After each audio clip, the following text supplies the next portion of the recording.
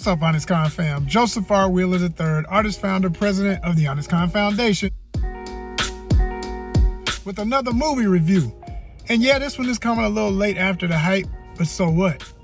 I know some of y'all ain't seen it either, so I'm gonna tell you why you should see it. Let's go. Transformers: Rise of the Beast.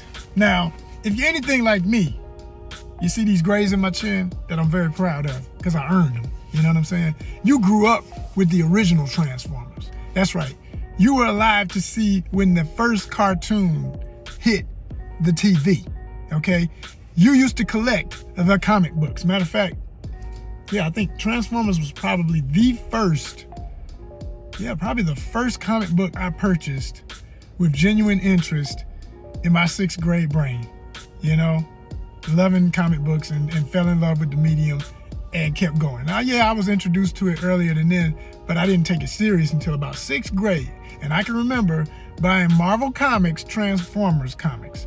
Anybody that remembers that era of Transformers understands why the entire plethora of all the cool stuff we see now means so much to us. And also G.I. Joe. I mean, this is the stuff I always say, hey, my divine trinity for influential trinity was Star Wars, G.I. Joe, Transformers. Dominique Fishback, Anthony Ramos.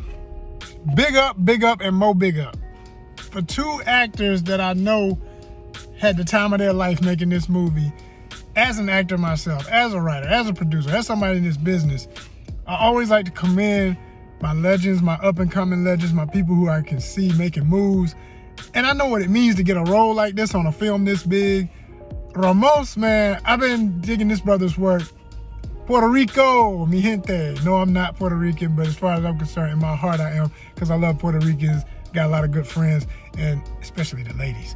But, you know, good people, you know what I'm saying? And I know a lot about the country and whatnot. So anyway, I know he's always shouting out Puerto Rico in his discreet and direct ways, and I love that he keeps that a part of his brand as an actor. I think that's what time it is, that we all get our representation for our various unique cultures and how we connect, you know?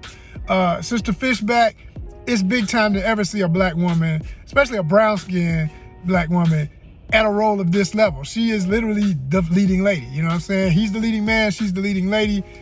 That's huge. You got a black and a Latino, Afro-Latino, proud black woman leading a major sci-fi fantasy action film. A blockbuster action. I mean, with one of the greatest franchises in the history of science fiction, fantasy, and everything, like I said, that I grew up on. And so it's a generational celebration. And from the very first song, that's when I knew this was about to be on point. Wait a minute now, you're starting off, whoa. Because it's in the 90s, right? And it's literally an era I lived. It's literally the year I went to college in Brooklyn, New York, from Atlanta. I'm from ATL, but my first year of school was in Pratt, in Brooklyn. Shout out Pratt, you know what I'm saying? Willoughby Ave, rise up. Myrtle Ave, you know what I'm saying? Back then, Murder Ave, I mean, what? Fort Greene projects, all that, it was crazy. You know what I'm saying? But I lived this era, and they played Wu-Tang. And I said, yo, they got the rights to all the perfect music. They bumped the Wu-Tang. They had a whole bunch of other tracks I remember from that time, and I was just like, yo, who did their homework, y'all. They came correct. They did it the way it's supposed to be done. If you're gonna do a period piece, really do your serious research. Don't play around. People's lives. We live this. We want to feel it. I felt it from the first track. And I tell you, I'm so used to, after the real, you know, intense cinematic intro scene, which, you know, I'm not gonna give away no spoilers in this.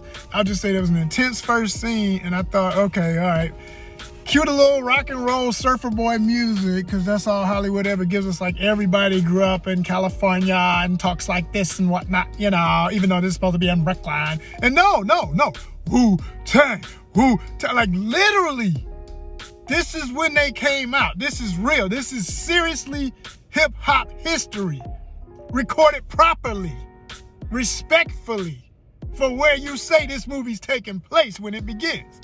I said, damn. That's what I'm talking about right there, you know what I mean? They did it right. They took it to Brooklyn for real, Brooklyn, you know what I mean? I was like, yo, let's get it, you know what I mean? Let's go. So for real, I was happy about that. And I was even more happy that, to me, the writing is back on point. What do I mean by that? I mean, it's arguable, but most people who are Transformers fans will all agree in general. I'm not saying everybody, you can get in the comments and have your little feelings, just don't get crazy, because we don't even argue. We just block. No one will ever see it. I mean, no one will ever see your little thoughts, because we screen everything. But for real, the first Transformers movie was dope. Dope enough to set the tone for what we expected with future ones. And then it just got worse and worse and worse. And then, we sit through these things every time. At least I can't remember the last one I ever finished. I've seen bits and pieces of all of the others, from 2 all the way up to this. I've seen every bit and piece and never been impressed enough to want to care. I just gave up on care. I said, there's no real story. Nothing's really making me feel these characters or respect them. I'm not having fun with this. I mean, the only great one was Bumblebee. We all agree. Bumblebee was the truth. Most Transformers fans say that was the beginning of getting it back on point. This is the continuum of getting it back on point. And without giving away the ultimate giveaway at the very end, it's about to be show enough on point if they do that right. Oh my gosh. Oh my gosh. That's all I got to say. I'm not going to give away no points about nothing. Yes, the one thing all the Transformers movies always had was dope CGI. The robots always look cool. That's the only reason I would tolerate trying to see the other ones, because I know I'm going to see a few that look really cool. Then they're going to be the ones that are racist tropes and voiceovers of really sketchy lines that just, what the hell was that? Or just outright offensive. Like, whoa. You know what I mean? There was a tad bit about to go there again in this, but you could tell somebody on staff or somewhere was like, reel that in. We're not doing that. We're not doing so much of that this time. And they kept it on point. And there was a really pivotal line, I'm not even gonna say the line, said by Optimus Primal, the great ape Primal, okay, the silverback Optimus. When he's walking with the people in a calm scene between battles, he says something really pivotal about the relationship between humanity and the rest of nature. That's my words for how I felt about it. Tell me what you think if you know the line I'm talking about.